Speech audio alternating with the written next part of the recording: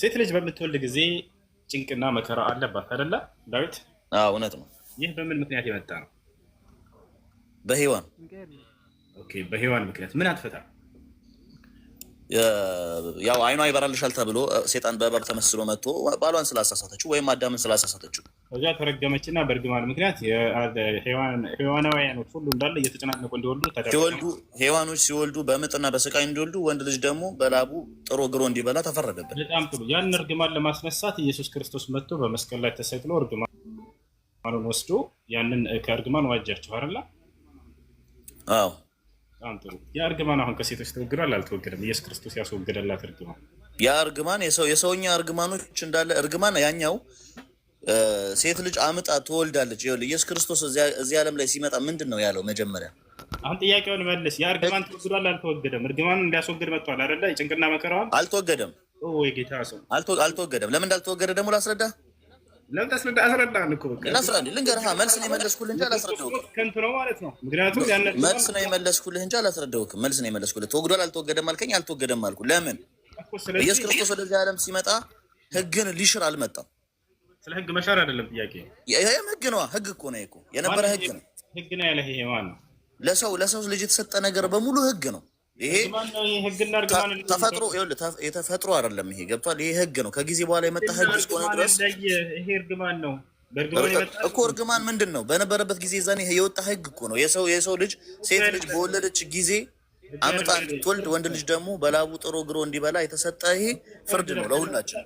ፍርድ ነው። ጥሩ። በእነርሱ ላይ የተፈረደ ፍርድ ነው። መጀመሪያ ያወጣላቸው ሕግ ነበር በገነት ውስጥ እንዳይበሉ አይደለ? ያንን ሕግ ተላለፉ አይደለ? ያን ሕግ ተላልፈው የመጣ ፍርድ ነው እሱ። በዚህ ፍርድ ላይ ኢየሱስ ክርስቶስ መጥቶ ይሄንን ጥል ለማስወገድ ወይንም ደግሞ ይሄን እርግማን ለማስወገድ መጣ ተባለ፣ ተገደለ፣ ተሰቀለ። ከዛ እርግማኑ ይወገዳል ብለን ስንጠብቅ ወፍ እርግማኑ እንዳለ ነው አይደል? አብዱልከሪም ምን ትላለህ? አብዱልከሪም ከላይ አለ የመጽሐፍ ቅዱስ እኔ ነው ልላስ አብዱልከሪም አሎ፣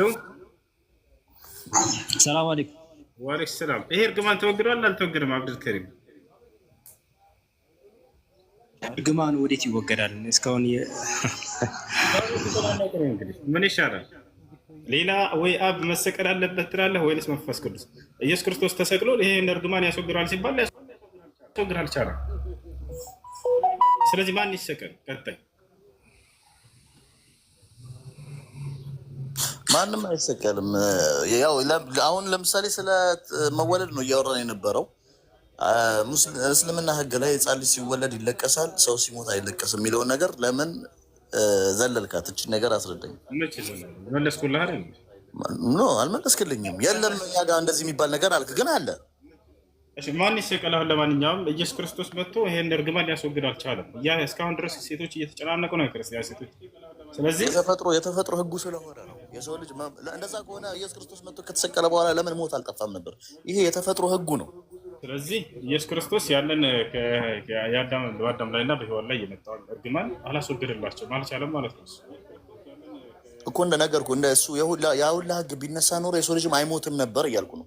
ኃጢአት ቢሰራም አይሞትም ነበረ እያልኩ ነገር የለም ማለት ነው። ከተረገሙት መካከል ዘርዝርና እግዚአብሔር ሲረግማቸው ጊዜ የዛኔ አዳምና ሔዋንን እንዲህ ብለህ እንዳለ ዘርዝራቸው አንዳንም እንኳን ሊያስወግድ አልቻለም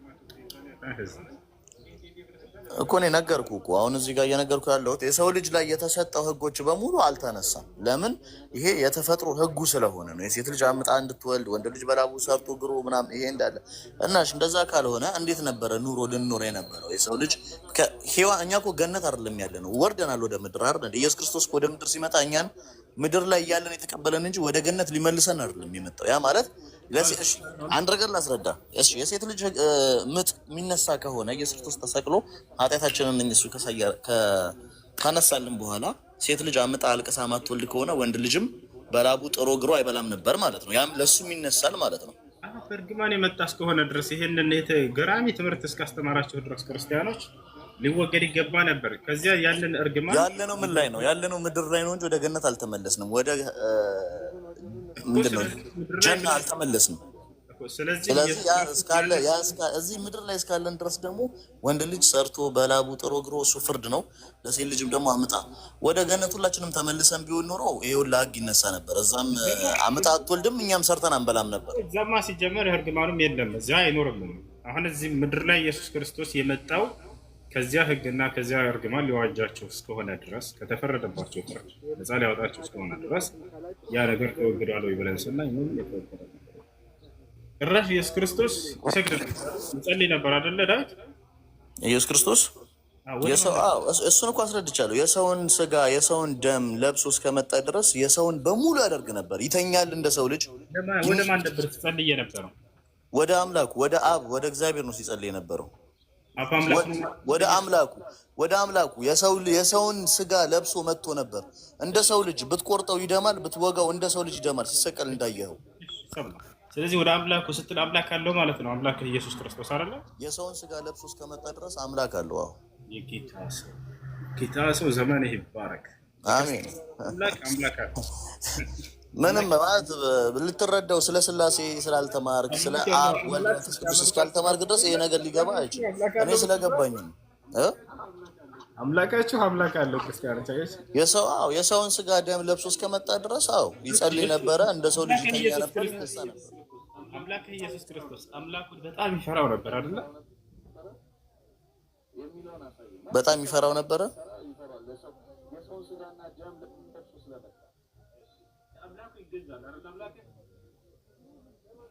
የሚለውን አሳየኝ። ማንም ሰው አምላኩ እንደሚፈራ ይፈራዋል። ለሰው የሰውን ስጋና ደም ለብሶ ስለመጣ አምላኩ ይገዛል አይደል? አምላክ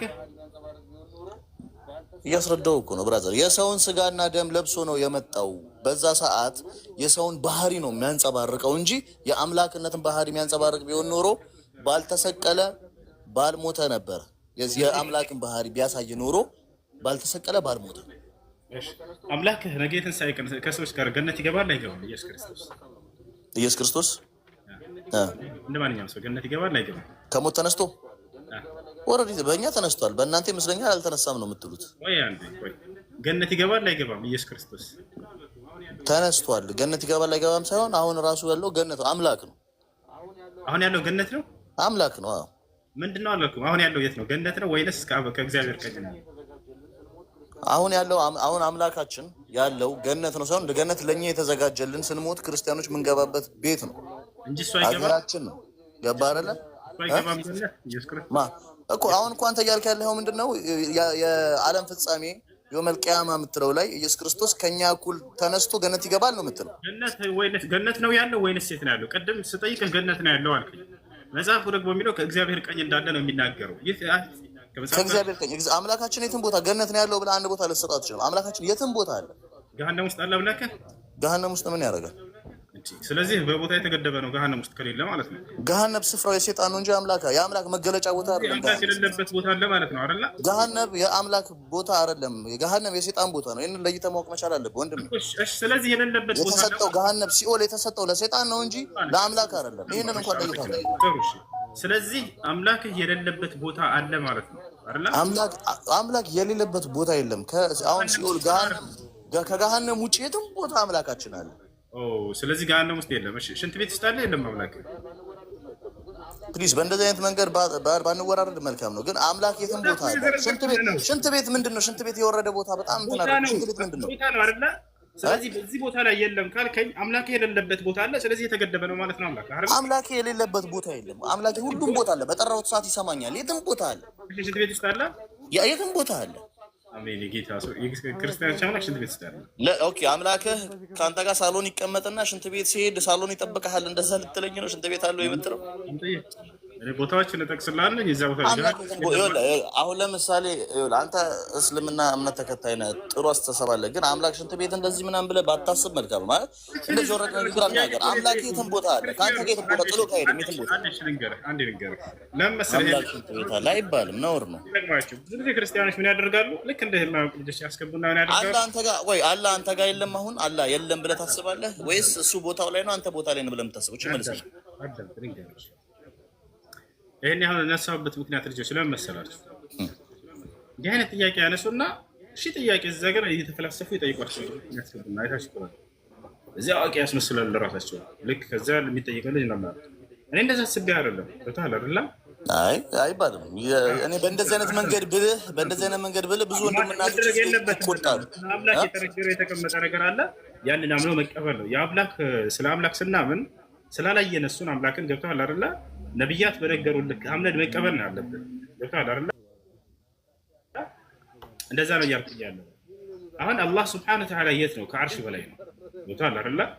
በእውቀቱና በእይታው ግን ሁሉን ቦታ ያካበበ ነው። እርሱ የሚሰወር ቅንጣት ነገር የለም። አላሁ ፊሰማ ወዕልሙሁ ፊ ኩሊ መካን ወላ የኽፋ ዐለይሂ ሸይኡን ሚን አምሪኩም። ቴንኪው መጣህልኝ። እኔ ያልኩትን ያልከው ደግሞ እየሰሙት ነው። አላህ ከፍጥረት ዓለም ሁሉ በላይ ነው። ነገር ግን በእውቀቱና በእይታው ሁሉን ቦታ ያካበበ ነው። ከእርሱ የሚደበቅ ቅንጣት ነገር እንኳን የለም ብለና ከዛ ምን ያለው መሰለህ ከእርሱ በታች የለም። ስለዚህ ሰው የሌለበት ቦታ አለ ማለት ነው። ስለዚህ የተገደበ ነው። ስለዚህ ፍጡር ነው ወደሚለው ይወስዱላቸዋል የክርስቲያን ሰባኪዎችና አስተማሪዎቻቸው ላይ እየከፈቱ ሁሉ ይሄንን እንዲህ አይነት ጨዋታ ሲጫወቱ እናያለን። ቦታዎች አሉ አይደለ? ተለቀው እንዲህ አይነት ቪዲዮዎች በዚያ መሰረት ልጠይቅህ ብዬ ነው። አምላክህ ሁሉ ቦታ ያለ ነው ካላችሁ ጥሩ። ስለዚህ ገሃነም ቦታ ነው አይደለም? ቦታ ነው። በገሃነም ውስጥ አለ የለም። ስለዚህ የተገደበ ነው። ሽንት ቤት ውስጥ አለ የለም ብዬ ጠይቅሃለሁ። ትጸየፍ እንዳይ ነገር የለም እዚህ ትለኛለህ። አልልህም እንዳለ ነው የምነግርህ። እሺ ጥሩ። አምላክ አንተ በምትሸናው ሽንት ውስጥ አለ የለም? እኔ በምሸናው ሽንት ውስጥ የለም። ምን አይነት ጥያቄ ነው? እኔ በምሸናው ሽንት ውስጥ